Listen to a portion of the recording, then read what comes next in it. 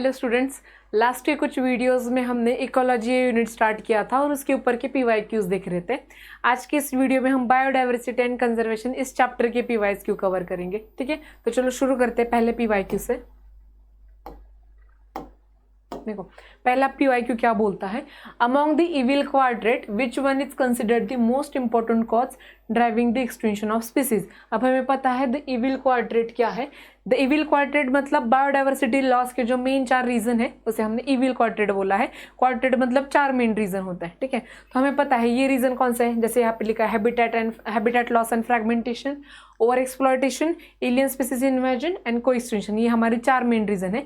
लेकिन अब इस क्वेश्चन में हमें पूछा है कि सबसे ज्यादा इंपॉर्टेंट या फिर ऐसा रीजन कौन सा है जो सबसे ज्यादा रिस्पॉन्सिबल है किसी भी स्पीसीज का, या फिर एक्सटिंक्शन ऑफ स्पीसीज को, या फिर बायोडाइवर्सिटी लॉस को। तो हमें पता है कौन सा है, सबसे पहला वाला जो रीजन है जिसे हम बोलते हैं हैबिटेट लॉस एंड फ्रैगमेंटेशन, ये हमारा सबसे ज्यादा रिस्पॉन्सिबल है बायोडाइवर्सिटी लॉस के लिए। ठीक है, चलो नेक्स्ट क्वेश्चन की तरफ चलते हैं। Habitat loss and fragmentation, over exploitation, alien species invasion and co-extinction are the causes for। अभी हमने देखा लास्ट लेक्चर में ये 4 है जिसे हम इविल क्वाड्रेट बोलते हैं और ये बायोडाइवर्सिटी लॉस के रीजंस है। ठीक है, तो इसका आंसर आ जाएगा बी, बायोडाइवर्सिटी लॉस।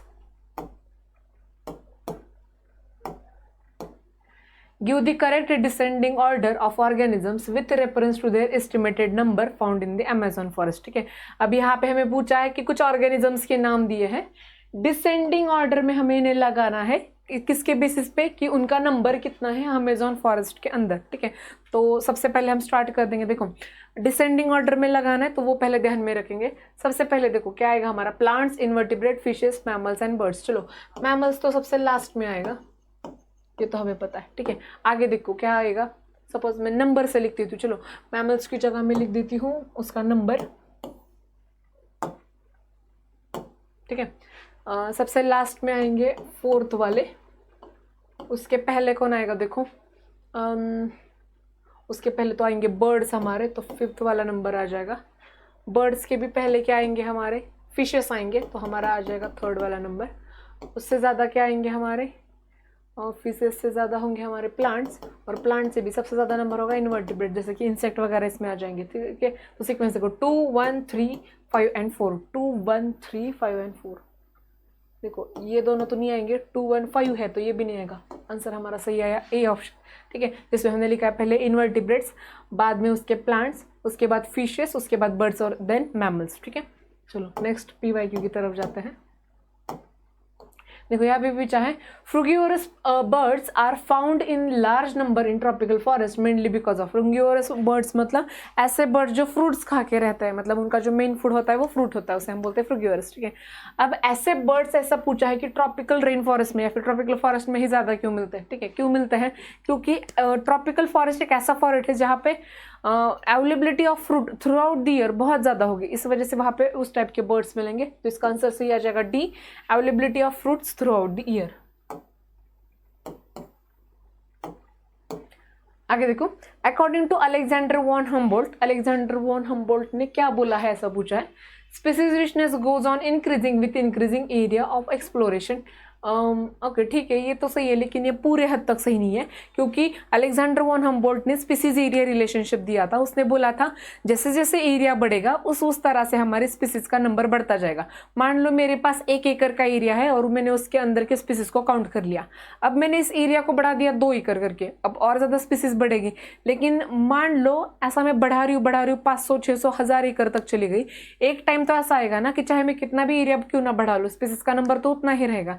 इसका मतलब अगर एरिया बढ़ रहा है तो स्पीसीज का नंबर बढ़ेगा, इसे हम बोलते हैं स्पीसीज एरिया रिलेशनशिप, लेकिन अप टू अ लिमिट ही बढ़ेगा, एक लिमिट के आगे वो नहीं बढ़ पाएगा। ठीक है, तो ये सही है, लेकिन ये पूरे हद तक सही नहीं है। Species richness decreases with increasing area, ये तो सही नहीं है। Species richness increases with increasing area but only up to a limit, जैसे अभी मैंने बताया, तो हमारा ये सी सही है। फिर भी एक बार हम डी देख लेते हैं। There is no relationship between species richness and area explored, नहीं ऐसा तो नहीं है, दोनों के बीच में रिलेशन है। जैसे जैसा हमारा एक्सप्लोर्ड एरिया बढ़ेगा वैसे वैसे हमारी स्पीसीज की रिचनेस बढ़ेगी। ठीक है, चलो आगे देखते हैं। Which of the following regions of the globe exhibits the highest species diversity. अब हमारे पास 4 रीजन दिए गए हैं और उनमें से पूछा है कि सबसे ज़्यादा बायोडाइवर्सिटी या फिर हाईएस्ट स्पीसीज डाइवर्सिटी कहाँ पे होगी। हमें पता है सबसे पहली बायोडाइवर्सिटी ज़्यादा नंबर में कहाँ पे मिलेगी, हमें अमेजोन रेन फॉरेस्ट में मिलेगी। तो इसका आंसर आ जाएगा सी सही। अगर इंडिया के अंदर देख लो तो फिर हम हिमालयाज आ जाएगा और वेस्टर्न घाट भी आ जाएगा, लेकिन हमें पूरे ग्लोब के अंदर मतलब पूरे अर्थ के ऊपर पूछा है, इसलिए आंसर आ जाएगा सी अमेजोन फॉरेस्ट। ठीक है, आगे देखो। अगेन एक थ्योरेटिकल क्वेश्चन है, बस देख के टिक लगाना है। अकॉर्डिंग टू रॉबर्ट में the global species diversity is about. अब देखो जैसे हमने पहले चैप्टर में पढ़ा था लिविंग वर्ल्ड में कि कितनी स्पीसीज है जो हमने डिस्कवर की है, जिसके बारे में हमने स्टडी किया है, तो हमें पता है 1.7 to 1.8 मिलियन स्पीसीज ऐसी है जिसका हमने स्टडी कर लिया है।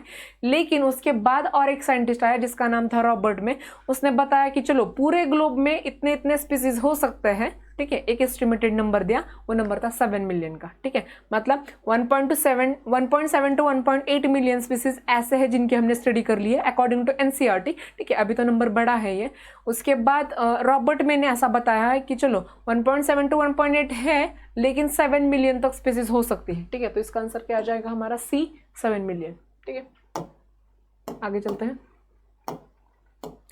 Decline the population of Indian native fishes due to. अब देखो इंडियन नेटिव फिशेस की पॉपुलेशन डिक्लाइन हो रही है due to introduction of Clarias gariepinus नाम का जो फिश था उसे हमने यमुना रिवर के अंदर इंट्रोड्यूस करवा दिया, जिसकी वजह से वहाँ के जो रेगुलर थे या फिर जिसे हम बोलते हैं कि नेटिव फिशेस थे उनका नंबर कम हो गया, कैट फिशेस जैसे। ठीक है, तो ये किसकी वजह से हुआ। अब देखो ये जो क्लैरियस नाम की फिश थी जिसे हमने यमुना रिवर में इंट्रोड्यूस किया था, ये तो बाहर से आई, इसका मतलब हम इसे बोल सकते हैं एलियन स्पीसीज, लेकिन वो यहाँ पे आए और उनका नंबर इतना ज़्यादा बढ़ा कि उन्होंने दूसरे फिशेस को ग्रो ही नहीं करने दिया। इसका मतलब एलियन स्पीसीज तो है लेकिन वो इन्वेजिव बन गई, तो इसे हम बोलते हैं एलियन स्पीसीज इन्वेजन। तो इसका सही आंसर आ जाएगा ए, एलियन स्पीसीज इन्वेजन। ठीक है, चलो आगे देखते हैं।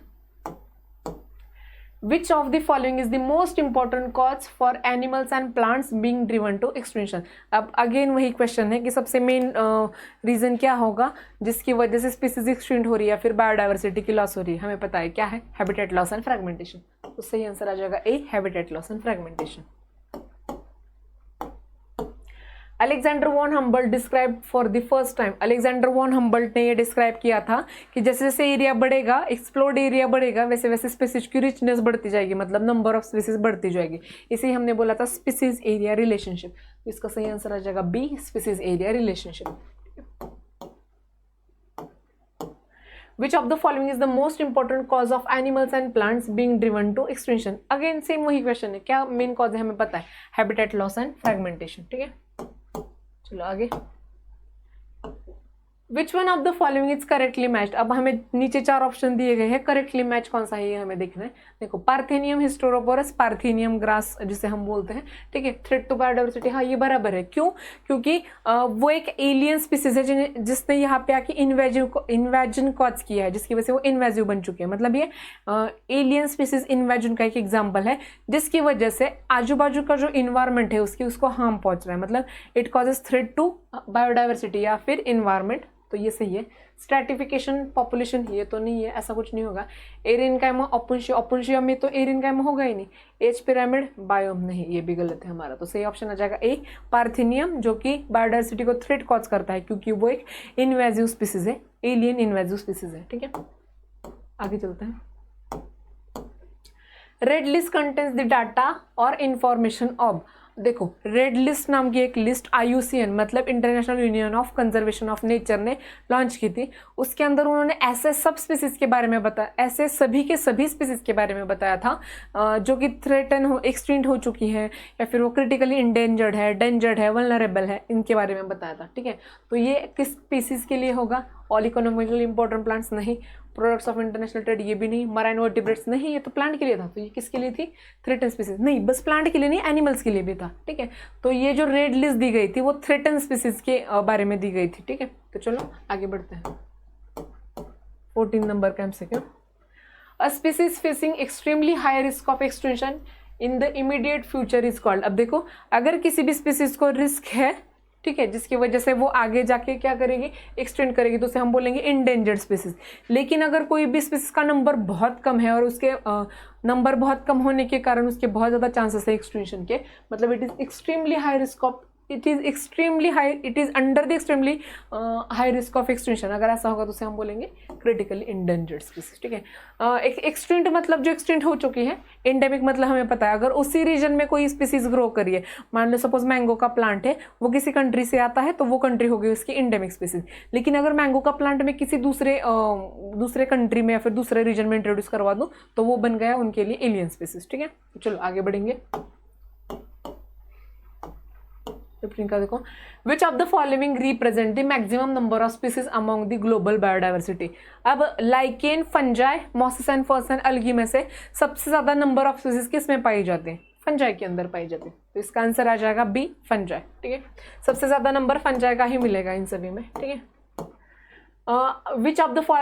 विच organisation publishes the red data book. अभी मैंने बताया था कि रेड डाटा बुक नाम की एक लिस्ट थी जिसके अंदर था रेड लिस्ट जिसे हम बोलते हैं, वो किसने लॉन्च की थी, IUCN ने हमारी पब्लिश की थी, international union of conservation of nature जिसे हम बोलते हैं। ठीक है, चलो आगे देखते हैं।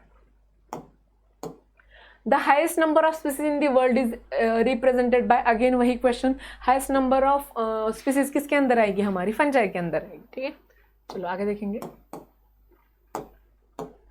विच one of the following shows the maximum genetic diversity. अब किसके अंदर जेनेटिक डाइवर्सिटी मैक्सिमम होगी ये पूछा है, ग्राउंडनट, राइस, मेज या फिर मैंगो। हमें पता है किसके अंदर होती है, राइस के अंदर। मैंगो की भी बहुत सारी स्पीसीज होती है लेकिन राइस की बहुत ज़्यादा स्पीसीज होती है, अराउंड 23 स्पीसीज तो हम डेली मतलब इनग्रेड किए हैं हमने। ठीक है, लेकिन इंडिया के अंदर 50,000 से ज़्यादा राइस की अलग अलग जेनेटिक स्ट्रेन्स है, मतलब अलग अलग वैरायटीज़ है हमारी। ठीक है, तो सबसे ज़्यादा डाइवर्सिटी होगी हमारी राइस के अंदर। Which one of the following pairs of organisms are exotic species introduced in the India? मतलब ऐसे कौन से स्पीसीज की पेयर है जो इंडिया के अंडर इंट्रोड्यूस की गई है जो कि एक्सोटिक स्पीसीज है। ठीक है, तो देखो सबसे पहला देखते हैं, लैंटेना कैमेरा एंड वाटर हेसियंथ। चलो यही सही है, लैंटेना कैमेरा और वाटर हेसियंथ को हमने बाहर से लाया है। ठीक है, वाटर हेसियंथ एंड प्रोजोसिस सिनेरिया, नहीं ये तो गलत है। Nile perch and ficus religiosa, नहीं ये भी गलत है, रिलीजियोसा तो नहीं, ficus religiosa and lantana camera है लेकिन फाइकस रिलीजियोसा नहीं है, तो ये तीनों गलत है। सही आंसर आ जाएगा हमारा Lantana camara and water hyacinth. ठीक है, देखो, reason of diversity in living being is due to.